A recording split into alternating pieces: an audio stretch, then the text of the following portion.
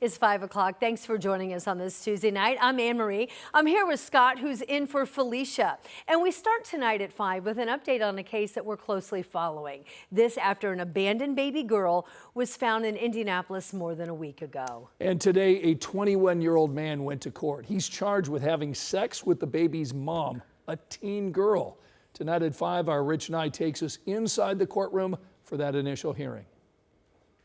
The newborn baby girl was never mentioned in the courtroom Tuesday as 21-year-old Hernsley Pierre faced a judge for the first time since his arrest July 30th.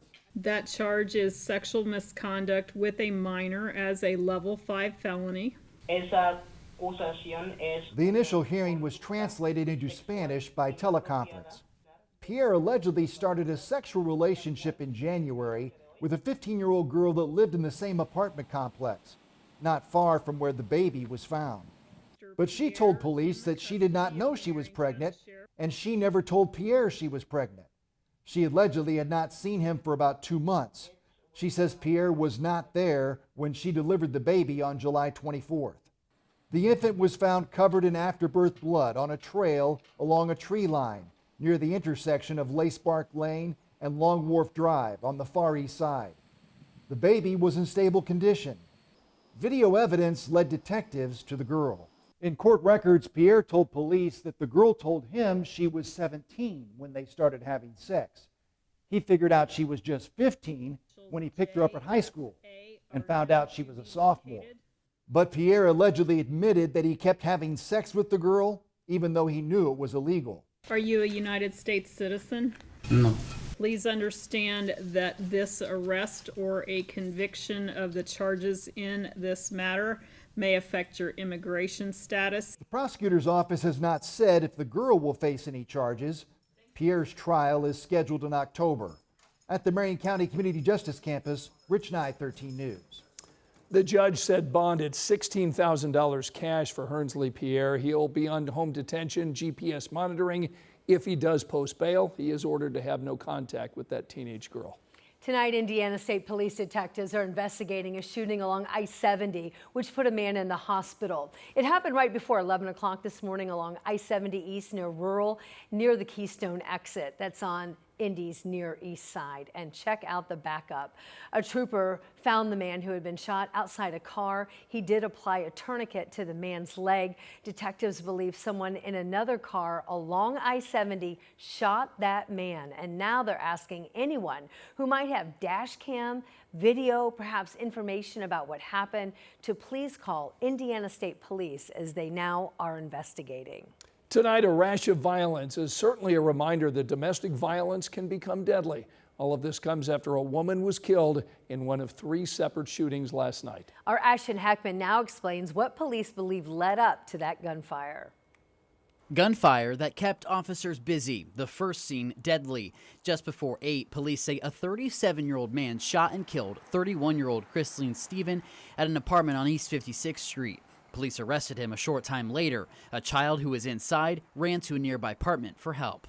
These kinds of incidents are so tragic because you have, what was once a romantic, intimate relationship turns into violence. Advocates say domestic violence often escalates, and victims shouldn't wait for it to become physical before asking for help. Domestic violence almost always escalates. So there's always small signs and it gets a little bit worse and a little bit worse. The violence didn't end there. 45 minutes later, 2 people were shot outside an apartment near 46th and Arlington. IMPD says a 4th person was also shot on the south side. The man charged with murder is being held in jail without bond. The Marion County Prosecutor's Office will determine official charges. In Indianapolis, Ashton Hackman, 13 News. The 37-year-old man is also being held on an ICE hold. We'll let you know when official charges are filed. Developing tonight at 5, a man is now under arrest accused of a deadly shooting on the east side of our city. 26-year-old Keenan Poe Jr. died in that shooting that took place Sunday morning near 34th and Emerson.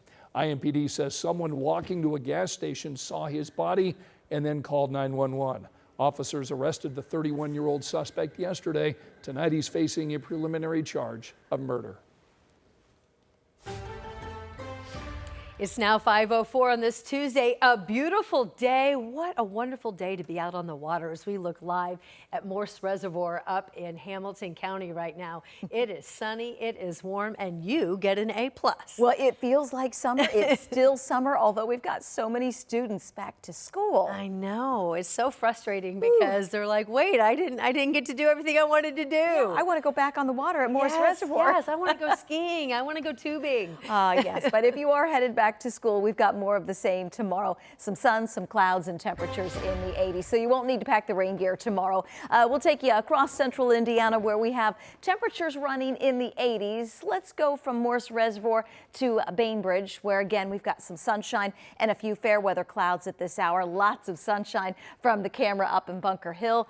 Really, from this vantage point, hardly a cloud to be found. Temperatures right now for most of central Indiana in the 70s and 80s. In Indianapolis, we have 83 Lafayette, 79 in Muncie, 81 Crawfordsville, and 81 degrees in Richmond. Temperatures will be in the 70s and 80s early this evening, and it's a somewhat early first pitch at Victory Field. Dollar menu night, 6:35 first pitch. Will be in the low 80s and then drop into the 70s for the end of the baseball game this evening in downtown Indianapolis. Wednesday morning in the 60s, Wednesday afternoon into the mid 80s for highs. A couple of 90-degree days possible in the 7-day. We will also notice our rain chances start to increase. I'll have that look ahead in a few minutes.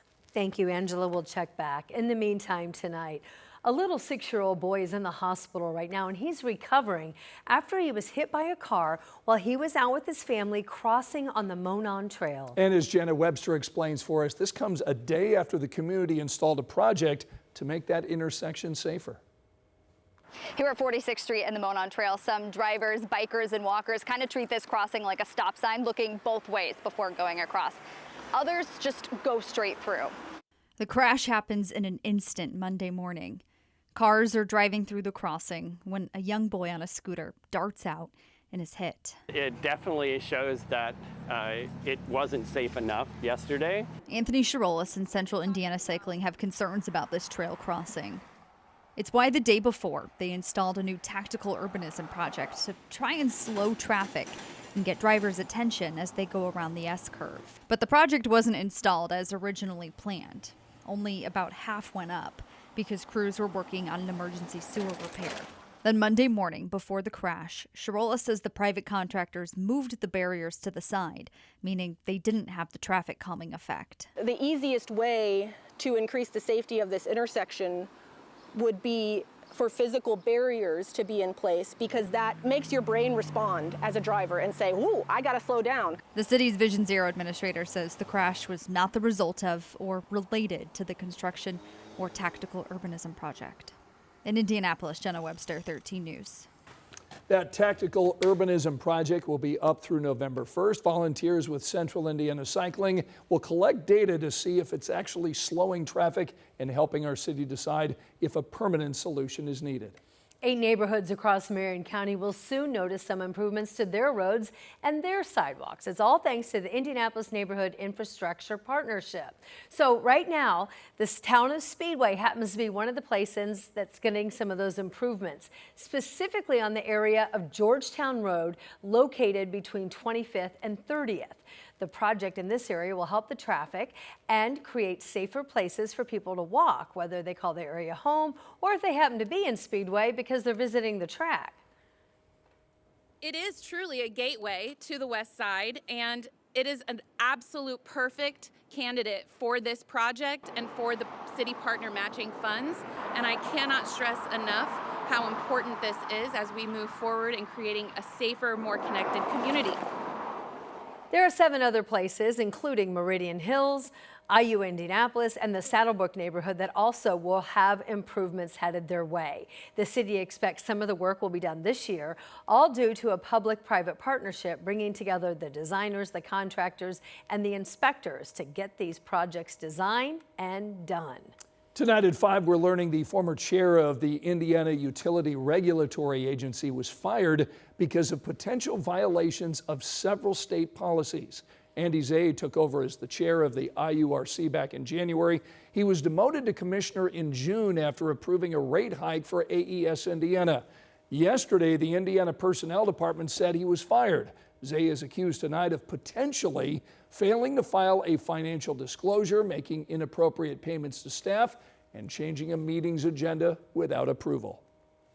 It appears that Purdue is ready to announce soon a new athletic director. ESPN is reporting a deal with Tommy McClelland is now final. The Sports Network reports that McClelland has 18 years of experience as an AD. Right now, the current Purdue AD, Mike Babinski, announced back in June that he's going to retire effective at the end of this year, December 31st. That will end a 10-year tenure leading the Boiler athletes.